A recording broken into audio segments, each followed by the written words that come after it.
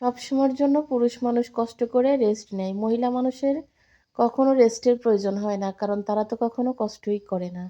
তারা হচ্ছে সবসময় রান্না করে আর হচ্ছে খাওয়া-দাওয়া করে। এতে আর কি কষ্ট?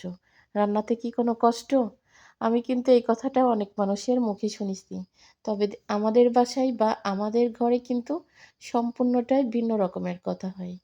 প্রত্যেকটা সময় যখন বেশি মাছ, বেশি বাজার, এখন যেমন আর এর আগে তো আরো বেশি ছিল।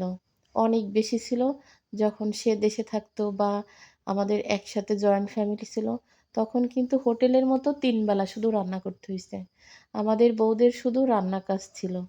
তারপরও কাজের লোক থাকার পরেও কিন্তু আমাদের বছরে ২-৩০০ মণ কিন্তু ধান হয়। তারপরও আমরা কিন্তু একটা ধানের চিটেও আমরা ধরি না। সবগুলা কিন্তু আমাদের যে কিষাণ আসে ১২ মাসকালই আগে কিষাণ থাকতো, যখন আগে সবজি-টবজি চাষ করত। এখন আর সবজি চাষ করে না। এখন শুধু ধান। তারপরও বছরে এখনো ৩০০ মণ ৪০০ মণ কিন্তু ধান হয় আমাদের। কিন্তু আমরা একটা ধানের চিটেও ধরে দেখি না। সবগুলাই হচ্ছে কিষাণে ডোলে-মোলে উড়ায়ে যেগুলা বিক্রি করার বিক্রি করে, যেগুলা কিনে মানে বাসায় খাওয়ার সেগুলা বাসায় একদম সুন্দর করে উঠায় দিয়ে যায়।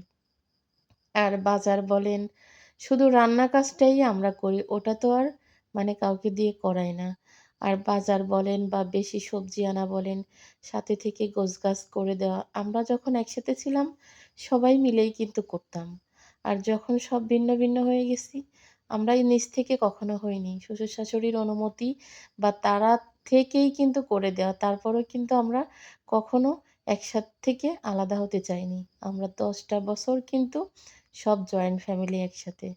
তো আসলে এটা আমাদের এলাকায় প্রত্যেকটা মানুষের মুখে, মুখে সবাই এই কথাটা বলে যে, "ওই বাড়ি বড় হলেও অনেক শান্তি আছে।" তো আজকে রান্না-বান্না করলাম, ২ টা কবুতর রান্না করলাম, মানে বুড়া কবুতর। একদম দেশি মুরগির মতো স্বাদ লাগে কিন্তু। বাচ্চা কবুতর আমার কাছে গন্ধ লাগে, আমি খাই না। রুটি বানালাম, সজনে রান্না করলাম।